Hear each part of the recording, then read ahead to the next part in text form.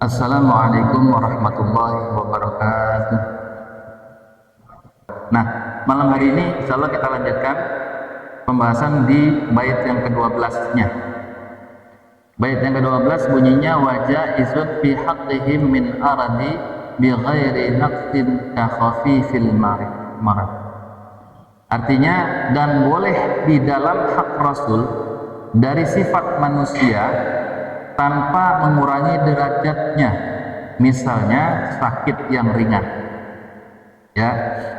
Jadi selain sifat wajib yang dimiliki oleh para nabi utusan Allah, para nabi dan rasul, dia memiliki sifat-sifat yang istimewa seperti apa tadi, siddiq, tabligh, amanah, fatanah dan lain sebagainya. Para nabi mereka juga adalah manusia biasa. Ya, dia dipilih oleh Allah Subhanahu wa taala dari kalangan manusia biasa. Hanya saja perbedaan nabi dan rasul itu, ya, dengan manusia biasa apa? Mereka diberikan wahyu oleh Allah sementara manusia biasa tidak. Kan gitu. Keistimewaan mereka adalah karena mereka mengemban risalah dari Allah Subhanahu wa taala. Selebihnya para nabi dan rasul itu adalah manusia biasa. Ya kan? Kan biasanya nggak tahu ibu-ibu suka ngelantunin selawat ya tentang bagaimana Rasulullah itu adalah manusia biasa.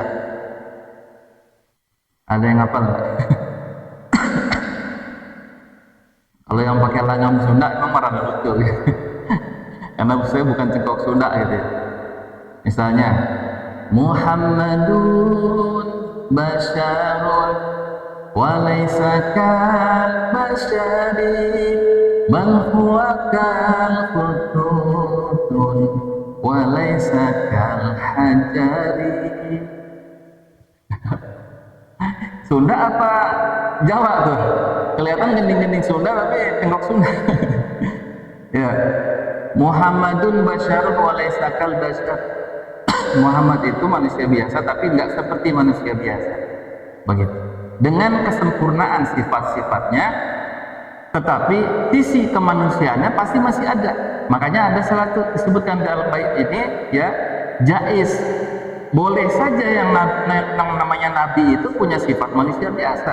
Para nabi dan rasul di sini dikatakan adalah manusia yang mungkin terkena hal-hal yang bisa menimpa manusia lain. Sama, misalnya tadi seperti sakit ringan, ya. Namun hal ini tidak mengurangi derajat kenabian mereka karena sakit tadi. Ya, nabi punya sifat manusia biasa, tetapi sifat kemanusiaan itu tidak mengurangi derajatnya sebagai nabi. Misalnya, nabi sakit, nggak ngurangin sama sekali derajat kenabiannya, karena memang beliau manusia biasa.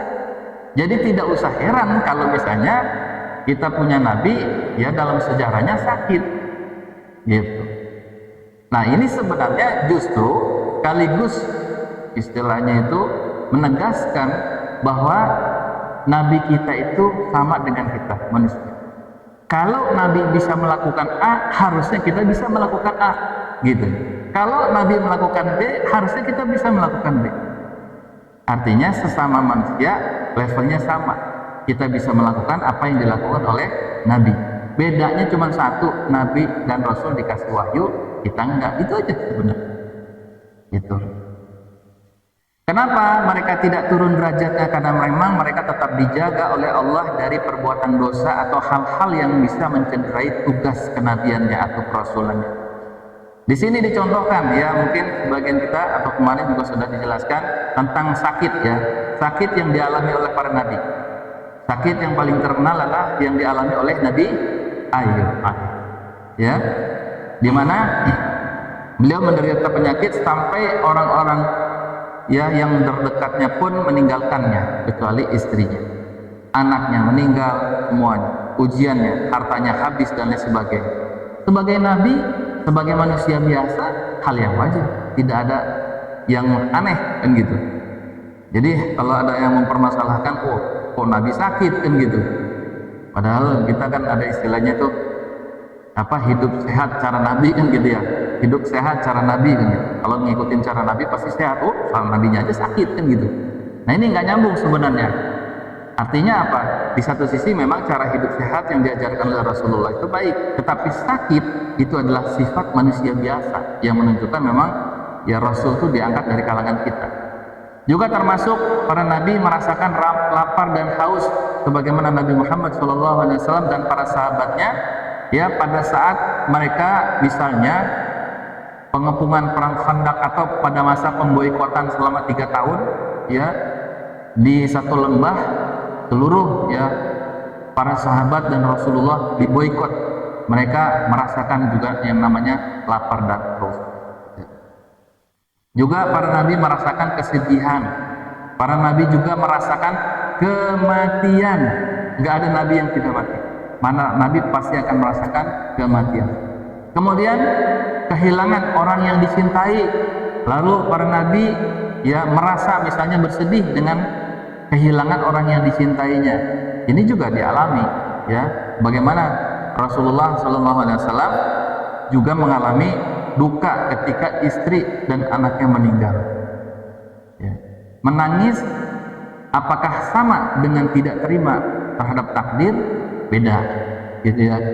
Nangis sebagai bawaan manusiawi ini tidak salah.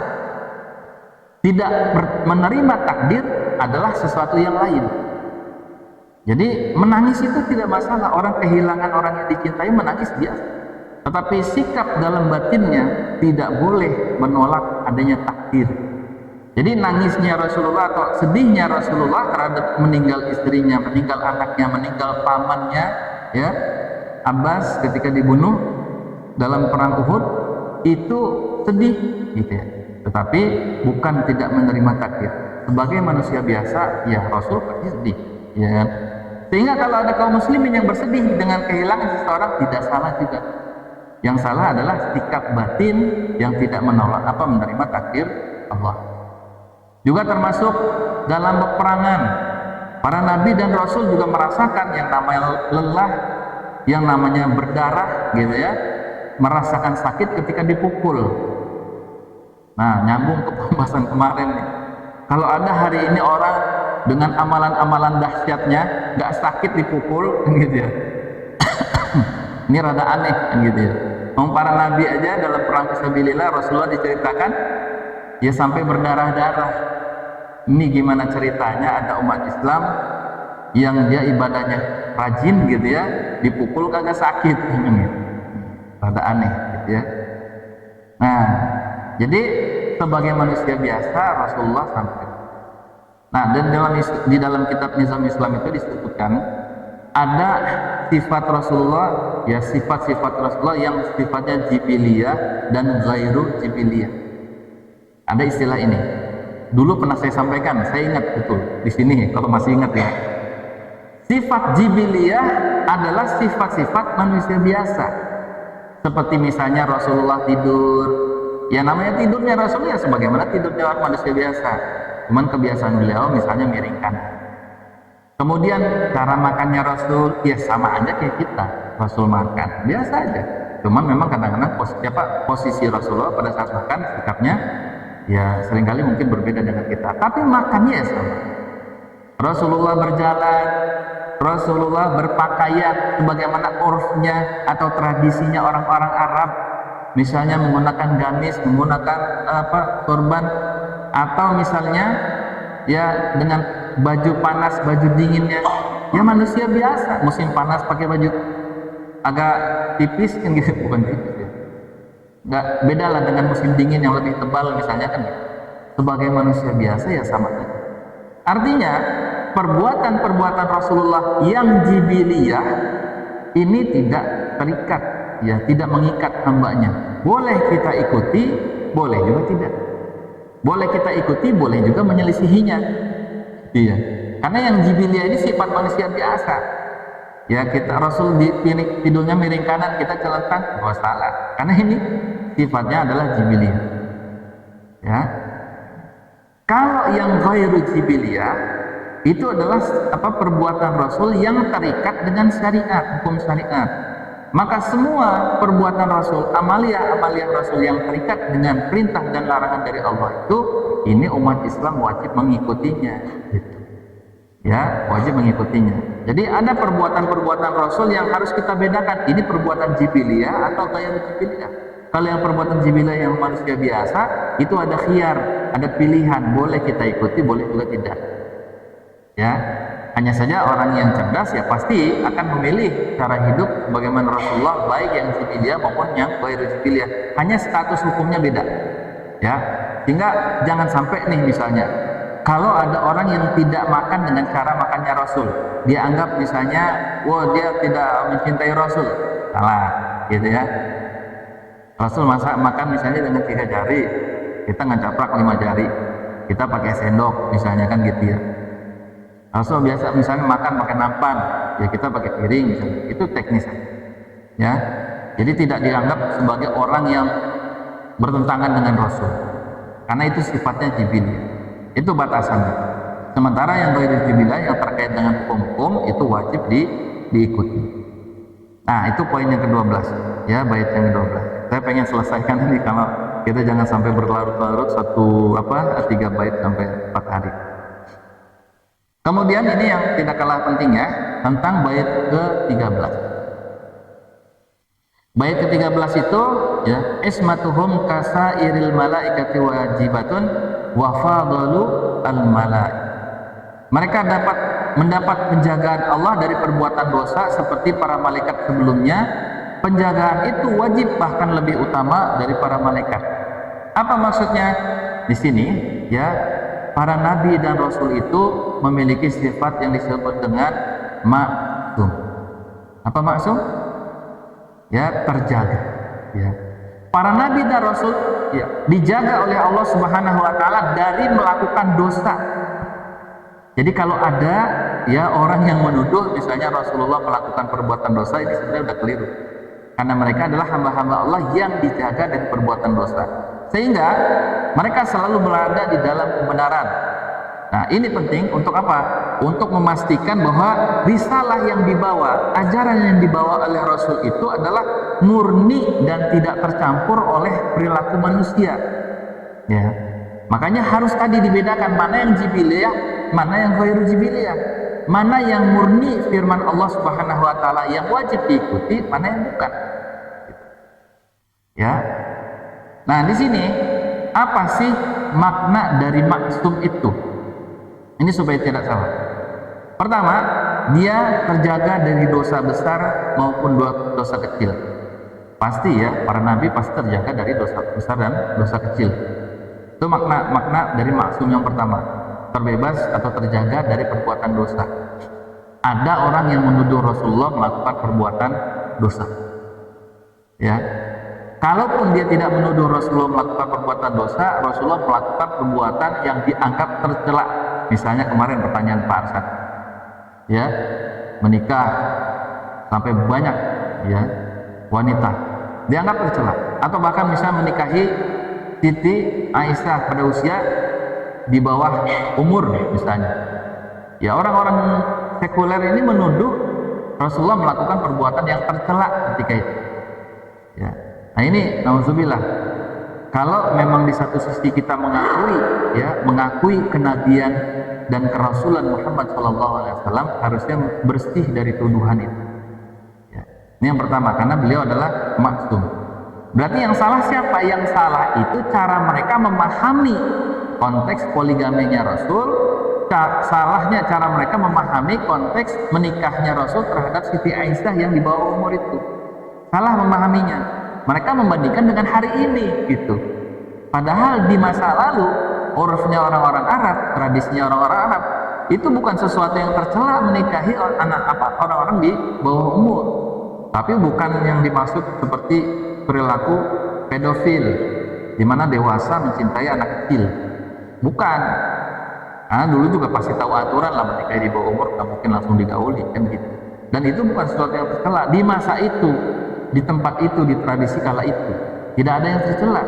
Kalau tradisi itu kita bawa hari ini ya pasti dianggap tercela. Sama seperti misalnya Rasulullah tadi tidak bisa baca dan tulis. Kalau dibawa ke hari ini, Rasulullah nggak naik kelas, ya kan?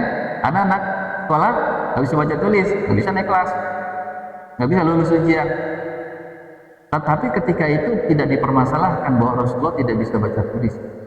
Karena apa yang dilihat adalah kecerdasannya, sifat fatonahnya. Rasulullah mampu memecahkan persoalan yang dialami oleh orang Quraisy. Nah, itu.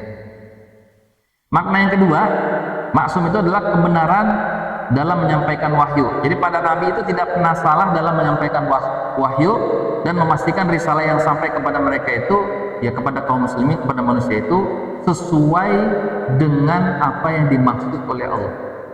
Jadi yang namanya wahyu Allah, Al-Quran, 114 surat, 30 juz di dalam Al-Quran itu adalah murni dari Allah tanpa ada penambahan apapun. Ini berdasarkan riwayat-riwayat yang jalur periwayatannya banyak, artinya dia mutawatir. Al-Quran itu disampaikan secara mutawatir. Mutawatir itu artinya periwayat-periwayatnya banyak dan mustahil melakukan kedustaan, terverifikasi gitu. Jadi wahyu yang sampai kepada kita itu apa adanya. Maka kalau ada orang yang mengatakan hari ini ada wahyu yang disembunyikan oleh Rasulullah, itu pasti tuduhannya palsu. Pasti tuduhannya palsu. Tidak bisa terkonfirmasi jalur periwayatan. Kemudian bahwa yang dimaksud dengan maksum itu termasuk juga adalah kehati-hatian dalam perbuatan dan perkataan. Kemarin disebutkan di dalam satu firman-Nya, "Wa ma yantiqu 'anil hawa in huwa illa wahyu." Tidaklah yang disampaikan oleh Nabi Muhammad itu berdasarkan hawa nafsunya, akan tetapi yang disampaikan itu adalah wahyu yang diwahyukan. Nggak ada yang datang dari dirinya sendiri. Gitu.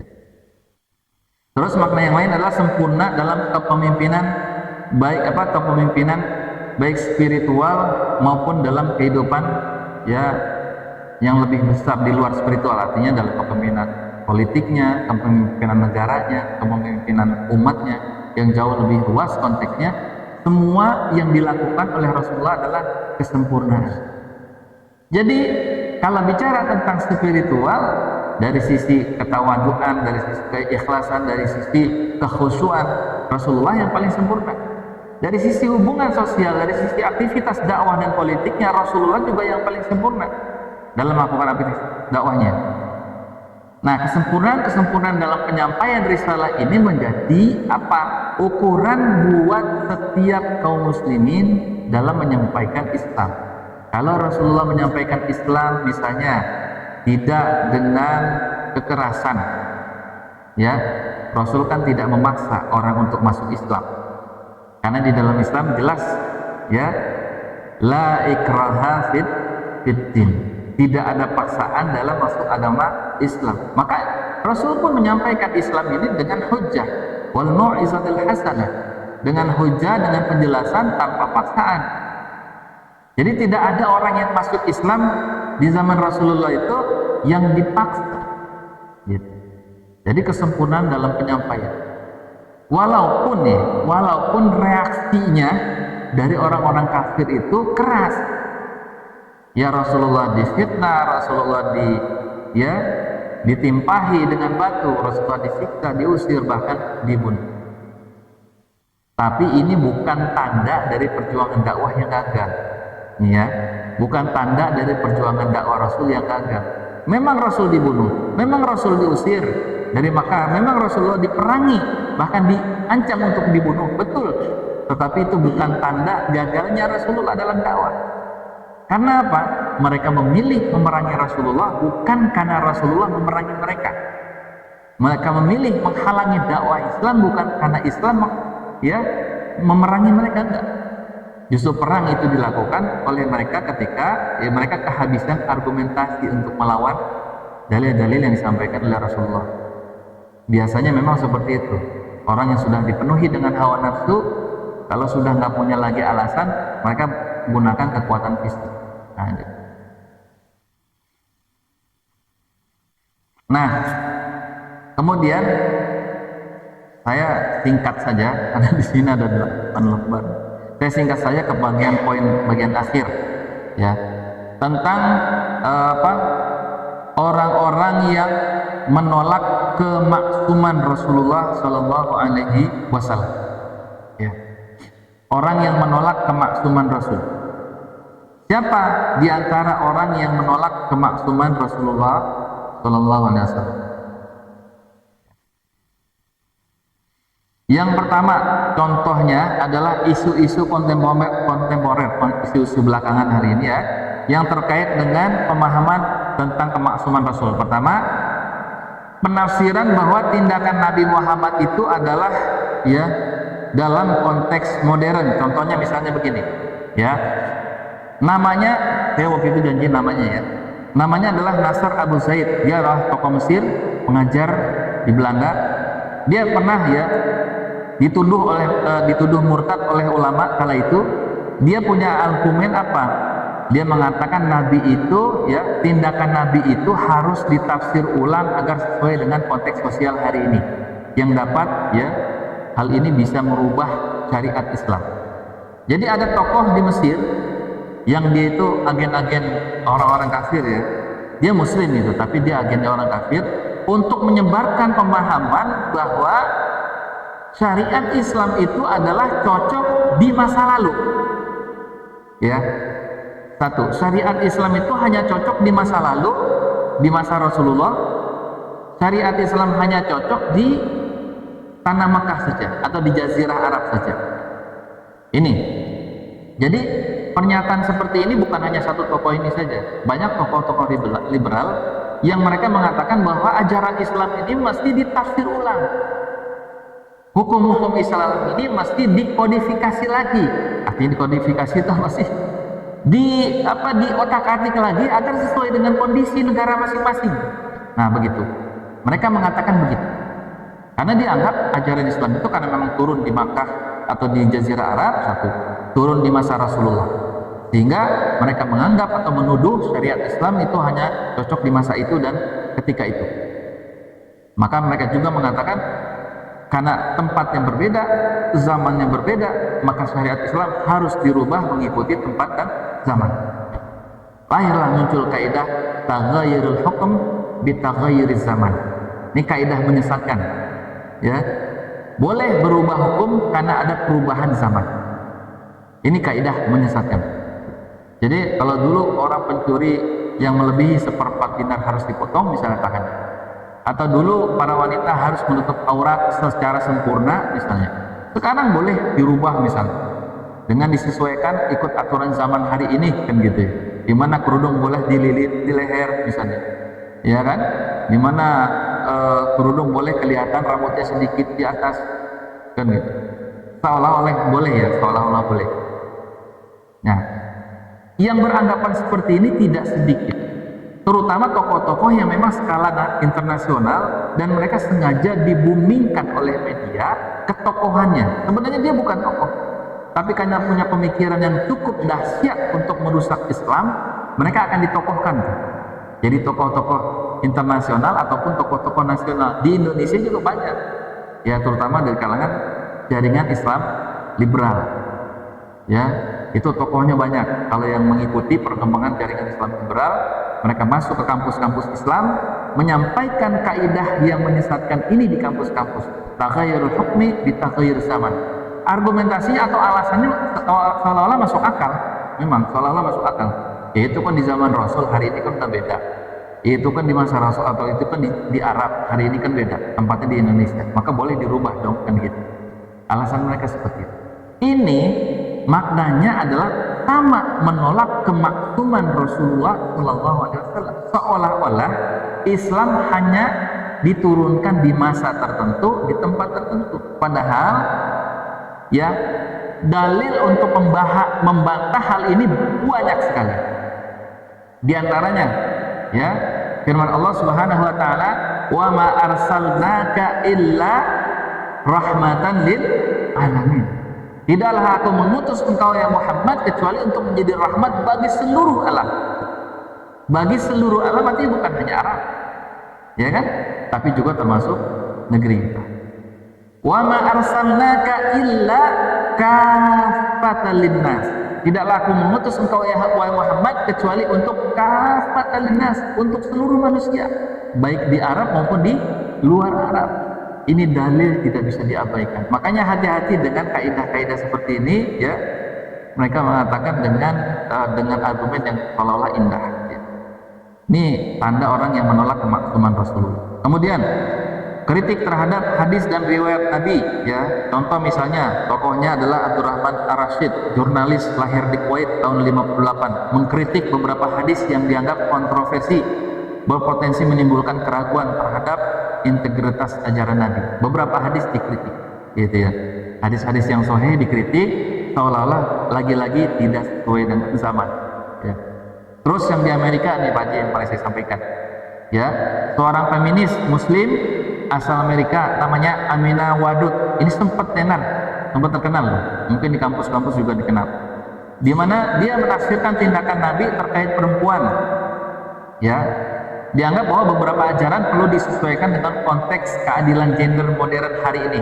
Kalau dulu warisan perempuan setengah dari laki-laki, sekarang zaman suno modern boleh dirubah, ya, dengan kesetaraan gender, perempuan disetarakan dengan laki-laki. Ini kan menyesatkan namanya. Amina Wadud. Termasuk juga bahkan tokoh-tokoh yang di Indonesia itu yang menghalalkan pernikahan sesama jenis, atau misalnya boleh menikah antara wanita muslimah dengan laki-laki non muslim. Jadi disesuaikan dengan konteks hari ini. Ajaran Islam banyak yang dirubah. Pemahaman-pemahaman yang menyesatkan seperti ini nih, kita harus hati-hati.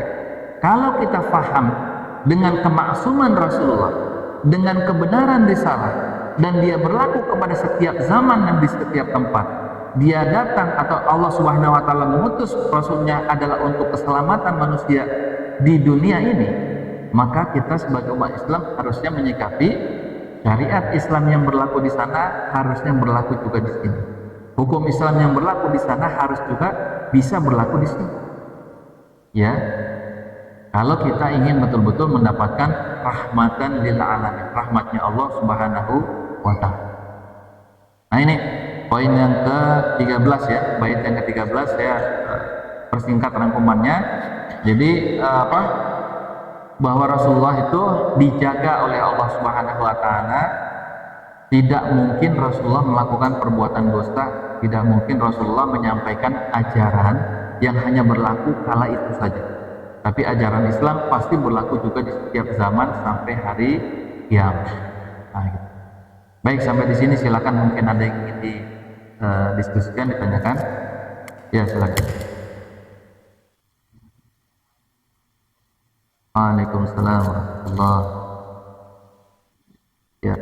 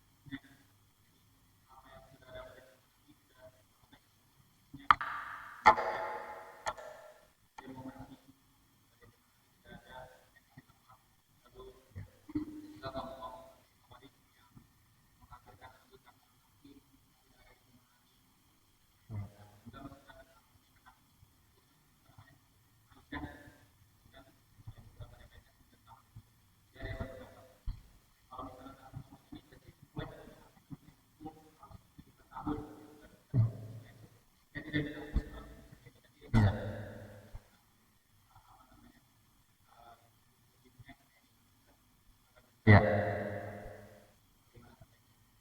Ya. Ini pertanyaan jawabannya lumayan panjang saya kira. Karena ada beberapa poin-poin pembahasan yang berkaitan dengan hukum-hukum Allah Subhanahu wa taala yang memang dia harus terikat dan ada yang memang bersifat bebas. Nah, disinilah pentingnya memang kita harus belajar, ya, mana yang memang tidak boleh dirubah dari syariat Islam itu, dan mana yang sifatnya khiyar atau bisa pilihan, atau yang wilayahnya ijtihadiyah, ya. Ada yang sifatnya usul, ada yang bersifat furu', ya. Khilaf, perbedaan di antara umat Islam itu sudah terjadi dan itu dimaklumin di masa Rasulullah dan para sahabat sendiri ada terjadi perbedaan di antara kalangan sahabat. Khilaf itu. Kenapa terjadi khilaf? Kenapa terjadi perbedaan? Karena kemampuan seorang muslim dalam memahami ya konteks dalil. Dulu saya contohkan misalnya, Rasulullah perintahkan jangan sholat asar kecuali di Bani apa waktu itu? Quraisyah, ya Quraisyah. Jangan kalian sholat asar kecuali sampai di tempat Bani Quraisyah. Sahabat yang satu karena sudah waktu asar habis, hampir habis, dia sholat asar. Yang satu mengerjakan sholat asar ketika sudah sampai di Bani Quraisyah. Itu saja sudah terjadi perbedaan. Kenapa? Kemampuan sahabat dalam mencerna perintah Rasul. Gitu. Walaupun keduanya ketika disampaikan kepada Rasul, dua-duanya dibenarkan. Ini bukan persoalan dua-duanya dibenarkan, tetapi khilafnya itu sangat mungkin terjadi dalam memahami konteks perintah Rasul. Nah, makanya kemudian ulama membagi mana yang boleh berbeda, mana yang tidak boleh berbeda. Diberikanlah garis yang pembatas yang sangat jelas. Kalau dalam perkara usuluddin, perkara pokok agama, ini tidak boleh berbeda. Kalau terhadap furu'iyah dalam perkara cabang agama, ini boleh berbeda. Kan memang ada kemungkinan terjadi perbedaan. Apa perkara usuluddin? Perkara pokok agama tentang kewajiban melaksanakan syariat Islam dari A sampai Z-nya. Nggak ada perbedaan sama sekali. Dalilnya sangat jelas. Ya, di dalam Al-Quran, ya ayyuhalladzina amanu dukhulu fis silmi kaffah, atau misalnya ya ayyuhalladzina amanu atiullaha wa atiur rasulahu ulil amri minkum fa in tanazza'tum fi syai'in farudduhu ila Allahi wa rasul. Hanya kembali kepada Al-Quran dan Sunnah, gitu ya, dalam masalah-masalah pokok agama. Jadi tentang kewajiban sholat, kewajiban puasa, kewajiban zakat, ini udah nggak ada perbedaan, nggak boleh berbeda dalam masalah ini. Ya memang di kalangan sahabat terjadi perbedaan, tapi bukan perbedaan tentang kewajiban sholatnya. Sholatnya semua sama-sama wajib, cuman sholatnya dikerjakan ketika di Bani Quraisyah atau sebelum sampai ke Bani Quraisyah, itu saja perbedaan. Yang kedua yang boleh berbeda adalah masalah cabang, masalah furu'iyah itu. Sehingga kalau hari ini ada misalnya satu kelompok, katakanlah tadi misalnya golongannya Imam Amin Awadud, ya contohnya yang tadi, atau orang-orang Islam liberal yang mereka mencoba untuk merubah hukum-hukum yang sifatnya udah pokok agama ini, gitu. Tadi warisan harusnya perempuan setengah, dirubah menjadi 1:1. Ini udah melenceng, ya. Menikah sesama jenis dibolehkan misalnya di dalam Islam menurut orang liberal, karena ada kesetaraan sebagai manusia, hak asasi manusia. Ini udah merubah yang pokok, itu yang nggak boleh. Nah, masalahnya apakah umat Islam hari ini tahu mana yang pokok dan mana yang furu'iyah?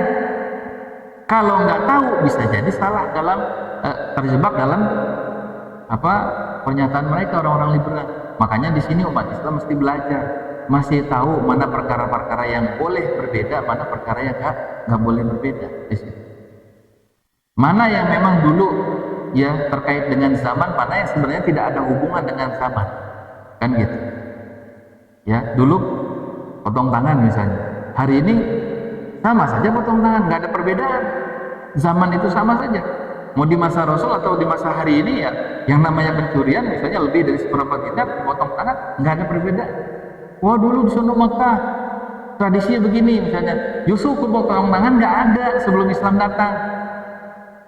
Justru ketika Islam datang, hukum itu diterapkan. Nah ketika hukum itu turun, maka itu berlaku kepada seluruh kaum muslimin di dunia ini, gitu.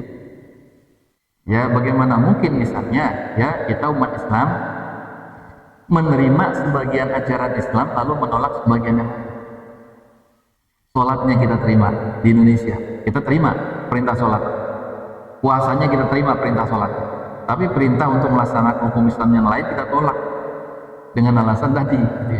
Gimana mungkin gitu? Ini kan PR besar umat Islam tuh di situ. Ya, padahal Allah sudah ingatkan di dalam Al-Quran itu. A'udzubillahi minasyaitonirrajim. Afatu'minuna bi ba'dil kitabi wa takfuruna bi ba'dil. Apakah kamu akan beriman kepada sebagian kitab dan mengingkari sebagian yang lain, melaksanakan sebagian dari ajaran kitab dan meninggalkan sebagian ajaran yang lain. Allah tanya tuh, dan Allah jawab sendiri, fama jazaa'u may yaf'alu dzalika minkum. Kalau ada di antara kalian yang melakukan yang demikian, milih syariat yang bisa dilaksanakan dan milih untuk ditinggalkan yang lain, ya, illa khizyun fil hayatid dunya, kecuali kehinaan di dunia ini. Orang yang mengambil sebagian, meninggalkan sebagian itu, Allah pastikan dia akan mendapatkan kehinaan di dunia. Wa yaumal qiyamati yurduna ila asyaddil 'adzab, dan nanti di hari kiamat akan dikembalikan kepada azab yang pedih. Ngeri apa enggak? Kan gitu. Nah, makanya kita disinilah tidak boleh terjebak dengan isu yang mereka angkat dengan alasan perubahan-perubahan zaman tadi. Ya. Nah, makanya orang-orang liberal ini bergerak di tengah-tengah masyarakat, Pak, dengan atas nama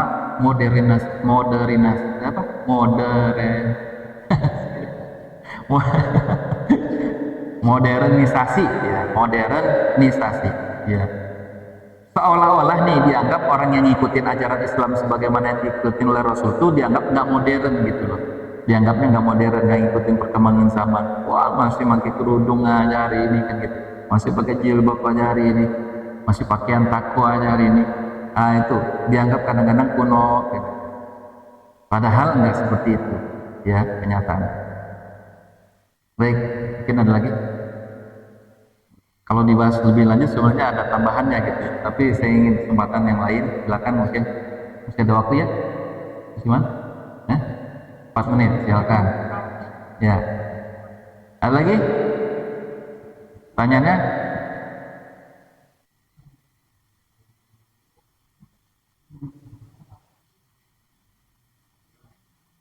Jadi penjelasan kitab Aqidatul Awam 11 sampai 13 ini saya anggap sudah tuntas ya. Kita ada 3 sesi. Sesi yang pertama bait yang 11, sesi kedua masih bait ke-11, sesi ketiga bait ke-12 dan 13. Jadi ini sebenarnya kitab Aqidatul Awam kan masih bahas tentang akidah ya. Ini memang masih nyambung. Akidah atau keyakinan kita bahwa Rasulullah adalah utusan Allah yang memiliki sifat-sifat wajib dan tidak mungkin, atau sifat-sifat mustahil. Ya, ada sifat mustahil bagi Nabi. Mustahil bagi Nabi itu bodoh. Mustahil bagi Nabi itu menutupi atau merahasiakan kebenaran dari Allah. Mustahil Nabi itu salah dalam menyampaikan firman Allah. Mustahil Nabi itu, ya, misalnya menyembunyikan kebenaran yang diturunkan ke Allah sebagian ayatnya. Itu tidak mungkin. Artinya, kalau kita sudah sadar bahwa yang disampaikan oleh Rasulullah itu adalah murni dari Allah Subhanahu wa taala, maka penghargaan kita kepada Al-Qur'anul Karim itu harus dengan penghargaan yang setinggi-tingginya. Apa bentuk penghargaan setinggi-tingginya dari Al-Qur'anul Karim? Apa? Membacanya, kemudian mentadaburinya, mengamalkannya, mendakwahkannya. Ini adalah apa? Penghargaan setinggi-tingginya kepada Al-Quran. Sekali lagi, mempelajarinya, membacanya, ya, mempelajarinya, mentadaburinya, kemudian mengamalkannya dan mendakwahkannya. Karena itu isinya semua adalah kebenaran yang datang dari Allah Subhanahu wa taala. Dan setiap hari Ahad ini kita terus belajar. Ayat demi ayat, hadis demi hadis itu dalam bentuk penghargaan kita kepada Al-Quran. Insya Allah, mudah-mudahan Allah pun memberikan penghargaan kepada kita yang hadir di majelis salim ini, insya Allah. Ya Pak, istiqomah ya, insya Allah. Baik, itu saja mungkin yang bisa saya sampaikan. Mudah-mudahan menambah ilmu dan iman kita. Kita akhiri iman kita pada malam hari ini. Mudah-mudahan Allah memberikan kesehatan kepada kita sehingga kita bisa melanjutkan kajian. Insya Allah minggu depan kita bahas terkait sifat 20 ya, 20 sifat manusia yang ada di dalam Al-Quran. Kita lanjutkan lagi. Kita akhiri dengan hamdalah dan doa majelis. Alhamdulillahirabbil alamin. Subhanakallahumma wa bihamdika asyhadu an la ilaha illa anta astaghfiruka wa atubu ilaik. Assalamualaikum warahmatullahi wabarakatuh.